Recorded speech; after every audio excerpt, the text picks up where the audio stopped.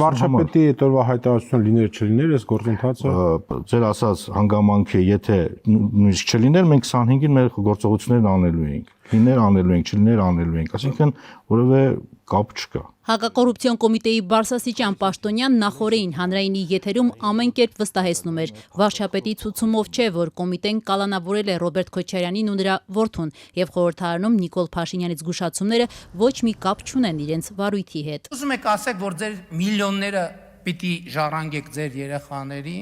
ձեր երեխաներն էլ իրենց երեխաներին։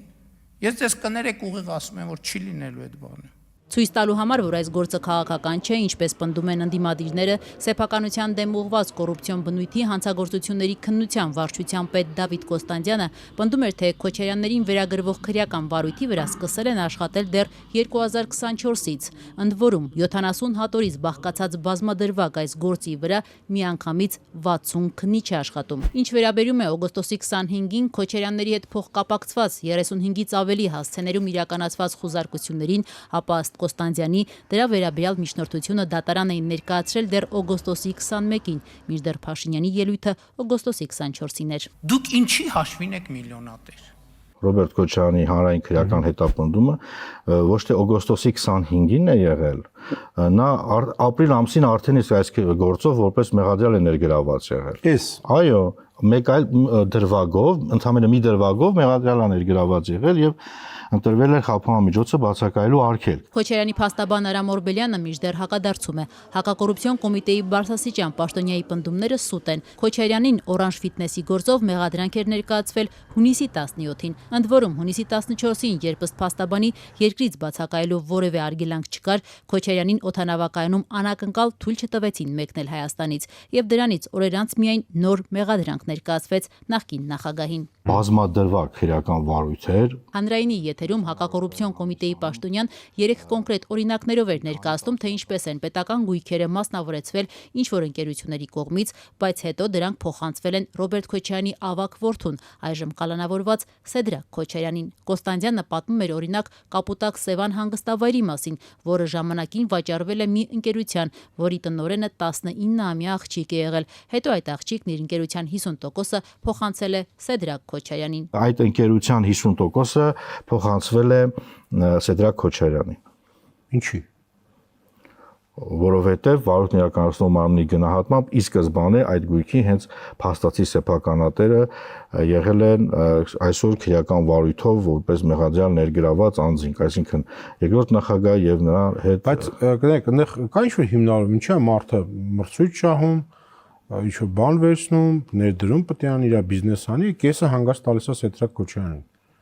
Ինչի՞ է տալիս։ Մեր գնահատմամբ ի սկզբանե ա եղել նման պայմանավորվածություն, այսինքն այդ գործակները ձևական ա եղել։ Նույն սխեմայով ըստ հակակոռուպցիոն կոմիտեի արդեն նույն երիտասարդ աղջկա քույրը ձեռք է բերում այժմյան Play City-ի 4 հեկտար տարածքը, բայց հետագայում այն կրկին փոխանցում է Սեդրակ Քոչարյանին։ Մի քանի տարի հետո նորից էլի 50%-ը փոխանցվում է Սեդրակ Քոչարյանին նվիրատվությամբ։ Նվիրատվություն, այո։ Հավատ քրերի մոտ խասյաթ է։ Քոչարյանների փաստաբան Արամ Օրբելյանը սակայն մանիպուլյացիա է որակում այս մեղադրանքները։ Կոնկրետ Play City-ի դեպքում պնդում է, որ այդ ընկերության 50%-ի նվիրատվությունը եղել է այն ժամանակ, երբ ընկերությունը դեռ որևէ գույք չի ունեցել։ Իսկ ինչպես էր ստացվել, որ տարբեր գործարքներում ընդգրկված, ապա իրենց գույքը Սեդրակ Քոչարյանին փոխանցողները միևնույն ընտանիքի անդամներ են եղել։ Կասկածելին գիտեք ինչու՞մն է, որ նույն ընտանիքի անդամներն են 19 տարեկան աղջիկը, հետո մյուս աղջիկը։ Այդտեղ ոչ մի կասկածելի բան չկա։ Դժվար է, որ պարոն Քոչարյանը, Սեդրակ Քոչարյանը ունենա բիզնես գործընկեր կոնկրետ պրոյեկտներից մեկով կամ երկուսով։ Ինչ վերաբերում այն մեղադրանքներին, թե հենց Ռոբերտ Քոչարյանն է վավերացրել կառավարության որոշումները, որոնցով պետական գույքը սեփականացվել ու հետագայում փոխանցվել է Քոչարյանի որդուն, ապա փաստաբանը նշում է, թե 95 թվականի սահմանադրությամբ կառավարության բոլոր որոշումները վավերացնում էր հենց նախագահը, եւ այդ հազարավոր որոշումները ստուգելու լիազորություն նա չի ունեցել։ Նույն կերպ ըստ Արամ Օրբելյանի Ռոբերտ Քոչարյանի նախագահության ընթացքում սեփականաշնորհված բոլոր գույքերը կարելի է վերագրել երկրորդ նախագահին։ Փաստաբանի պնդմամբ այժմ իշխանության թելադրանքով փորձում են ամեն կերպ ցույց տալ, թե տեսեք թալանել են, մինչդեռ առկա են բոլոր գույքերի ձեռքբերման տվյալները, թե կոնկրետ ինչ դրամական միջոցներով եւ ինչպես են դրանք գնվել։ Փաստաբանի պնդմամբ, քանի որ գործը իրավական առումով որևէ հիմք չունի, իշխանությունը փորձում է քաղաքական հայտարարություններով ճնշում գործադրել դատարանների վրա, իրենց համար ցանկալի արդյունք ապահովելու նպատակով։ Իդեպ հակակոռուպցիոն կոմիտեի բարձրաստիճան պաշտոնյան 3-1 այլ դրվագով ընթացող քննության մասին էլ փակագծեր բացեց, պնդելով, թե Սեդրակ Քոչարյանը, չունենալով հանք, Հայաստանում հանքի վաճառքից $6 միլիոն է ստացել եւ այժմ փորձում են պարզել, ինչպես է դա տեղի ունեցել։ Սեդրակ Քոչարյանը Հայաստանում հանք ունի։ Չգիտեմ։ Դե պարզենք, մենք էլ չգիտենք։ Հասկացա։ Այսինքն պետք է ունենար, որ ծախեր։ Դե պետք է ունենար, որ ծախեր կամ էլ, չգիտեմ, ոնց է նշվել, որ հանք է վաճառվել